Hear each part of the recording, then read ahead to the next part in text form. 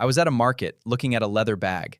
The seller said a price. I wanted to negotiate. That's too expensive. That's too expensive. I had no idea what to say next. That's too expensive alone is not a negotiation, it's just a complaint. Today we fix that completely. We are giving you the exact phrases to negotiate a price politely and actually get a better deal. Hello everyone and welcome back to the channel. I'm Emma. And I'm Daniel. Let's get straight into it. Today's topic is negotiating a price, something that can genuinely write English. And as you just heard, too expensive alone doesn't really work. Let's fix that immediately with real, usable phrases. The first essential phrase is this your best price? This is polite, direct, and immediately signals you'd like a discount, without sounding rude. Much stronger than simply saying something is too expensive, because it invites them to offer a lower number themselves. The next essential phrase is, could you do it for lower amount? Always propose a specific number, not just a vague complaint. For example, could you do it for $20 instead of the original $25? A softer version, useful when you're unsure how much room there is to negotiate, is there any flexibility on the price? This phrase works well in more formal settings, like a shop rather than an open market. Now, the phrase that would have saved your bag negotiation, what if I buy two? Could you give me a better price for both? Buying more than one item is one of the most natural ways to justify asking for a discount. And one essential closing phrase, I'll take it for price. Deal? Confirming clearly, using the word deal signals you're ready to buy immediately at that price. 5 essential tools already: asking for their best price, proposing a specific number, asking about flexibility, using quantity as leverage, and confirming with deal. Already enough to negotiate confidently in almost any market or shop. Daniel, do you enjoy negotiating, or does it make you nervous? Honestly, it still makes me a little nervous, even now. It feels slightly confrontational in a way normal conversation doesn't. That's such a common feeling, especially for people from cultures where fixed prices are the norm. Exactly.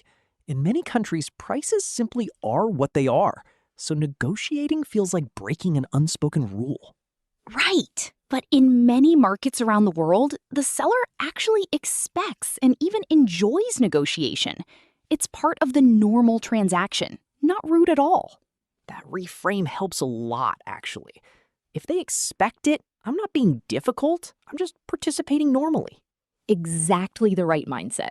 Let's talk about tone, since that matters enormously in negotiation. What tone works best? Friendly and light, almost playful, rather than serious or aggressive. A smile changes everything in these conversations. For example, saying, "Come on, help me out here," with a smile lands very differently than the same words said flatly. Completely different impression, even though the words are almost identical. What about walking away? Is that actually an effective technique or just something people say in movies? It's genuinely effective, but only when done naturally, not as a dramatic performance. Simply saying, "That's a bit more than I wanted to spend, but thank you anyway," and starting to leave. Often the seller will call you back with a better offer at that exact moment. Exactly, because they'd rather sell at a slightly lower price than lose the sale completely. What if they say no firmly and don't lower the price at all? Respect that clearly and gracefully. Say, "No problem, thank you for your time," and either buy at the original price or leave politely. Never push aggressively once someone has clearly said no. That crosses from negotiation into being genuinely rude. Very important boundary to understand and respect. What about negotiating for services, not just physical items, like a taxi fare or a hotel room? Similar principles apply. For a taxi, could we agree on a fixed price before we start? Prevents surprises at the end of the journey.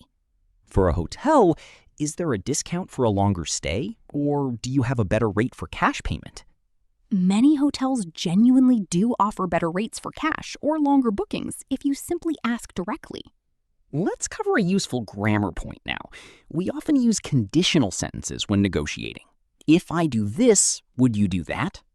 For example, if I pay in cash right now, could you lower the price? Or If I buy 3, would you include free delivery?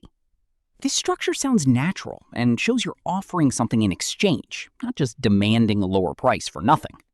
Very persuasive structure, since it feels like a fair trade rather than a one-sided request. What about online negotiation, since many people now buy things through apps or marketplaces?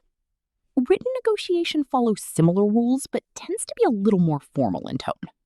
For example, "Hi, I'm interested in this item. Would you consider $30 instead of $40? Polite, direct, gives a specific number, exactly like in-person negotiation. Should you always negotiate, even for small everyday items like groceries? No, definitely not everywhere. Supermarkets, restaurants, and most branded shops have fixed prices, and negotiating there would seem strange. Right. Negotiation is really for markets, secondhand items, services, and some independent shops specifically. Knowing where negotiation is appropriate matters just as much as knowing the actual phrases. How can you tell if negotiation is expected in a new place you're visiting? A simple trick? Watch other customers. If you see locals negotiating comfortably, it's generally expected there. And if everyone else seems to accept the listed price without discussion, that's usually a fixed price environment. Very practical way to read the situation before saying anything at all. Let's teach our listeners the essential negotiation vocabulary from today. Discount means a reduction in the original price. Deal means an agreement, usually about a final price both people accept. Flexible, when talking about price, means there is room to negotiate or change. For example, the price is fairly flexible if you're buying more than one. Fixed price means the price cannot be changed or negotiated at all. For example, "I'm sorry, this is a fixed price item, no negotiation possible." And bargain, as a noun, means something bought for a very good low price. For example, "That bag was a real bargain. I only paid half the original price." Discount, deal, flexible, fixed price, and bargain. 5 essential words for any negotiation situation. Try using at least 2 of these words today, even just describing a purchase you've made recently. Daniel, tell us the full story about the leather bag from the beginning. So this was during a trip abroad at a large open-air market. I saw a beautiful leather bag, and the seller quoted $25. A confident opening price, typical for markets like that. Very typical, as I later learned. I said, quite proudly, "That's too expensive," expecting a significant reduction. And he simply lowered it by $1? Exactly $1 to $24. I stood there completely confused, unsure what had actually just happened. Because you hadn't actually proposed anything specific. Precisely. I had given him a complaint, not a negotiation. He had no number to respond to, so he simply made a token gesture and waited. What did you do next? I panicked slightly and just said, "Okay," and bought it for $24, feeling like I had somehow failed the entire interaction. A $1 victory that felt like a defeat. Exactly that feeling. Walking away, I realized I should have said something like, "Could you do it for 15?" Giving him an actual number to respond to. A concrete starting point creates a real negotiation, rather than a vague complaint going nowhere. Precisely what I learned. Later that same trip, I tried again at a different stall, this time saying, "Could you do it for half that price for a similar item?" Did that work better? Much better. We settled somewhere in the middle, and I walked away feeling like an actual negotiation had happened, rather than an awkward, confusing exchange. What's the lesson for our listeners?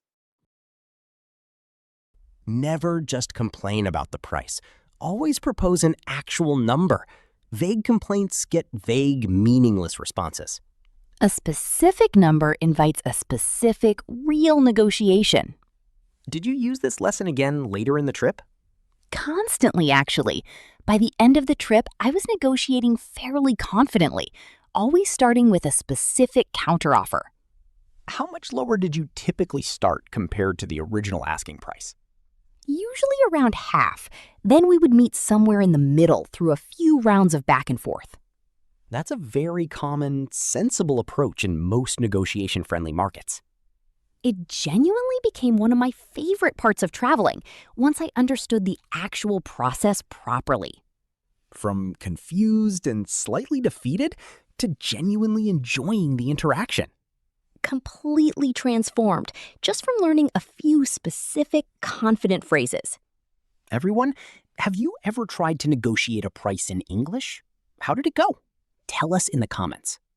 And which phrase from today will you use first? Is this your best price? Or could you do it for lower amount? We read every single comment, and honestly, negotiation stories from around the world are always fascinating to hear.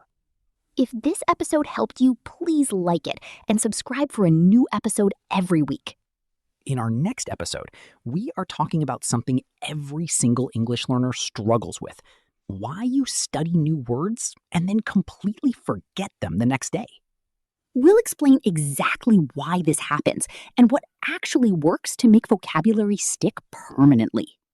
Subscribe now so you do not miss episode 27. Take care, everyone, and always propose a real number, never just a complaint. Bye, everyone.